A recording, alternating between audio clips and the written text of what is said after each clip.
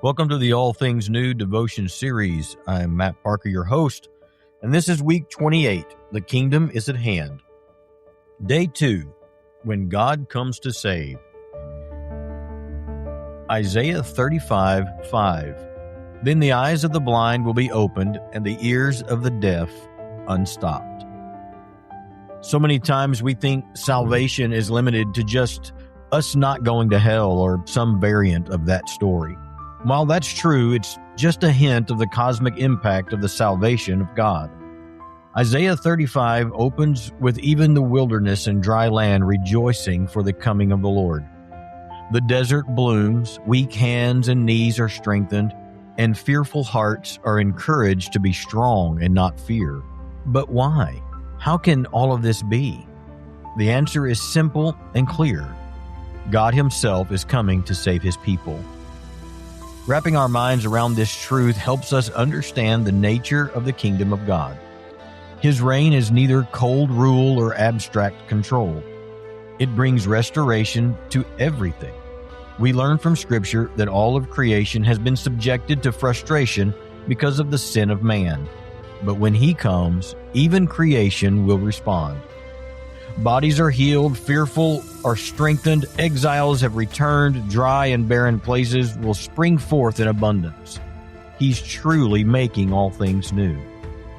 The vision of redemption and rescue is one encompassing all of creation, not just humans and not just us as individuals. As the holy road opens up for the redeemed, the blind will see, the deaf will hear, the lame will leap, the mute will sing, and joy will be the crown of all God's people. When God reigns, everything that is broken is made new. Now, I know that we still feel the sting of sorrow in this present world and in the tension of the already not yet.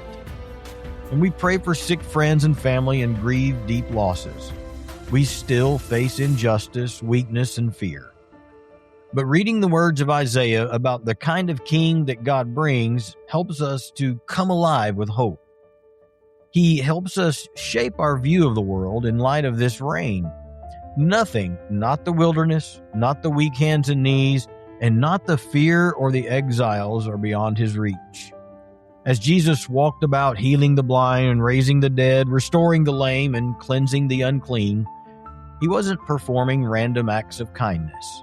He was revealing that Isaiah's promised hope had arrived. The King has come, and His goodness is crashing into this present age. The desert isn't yet in full bloom, but the flowers are piercing the surface. Are there desert places in your life that feel too barren for hope? How can Isaiah 35 help you see God's kingdom as restoration and not just rule and power?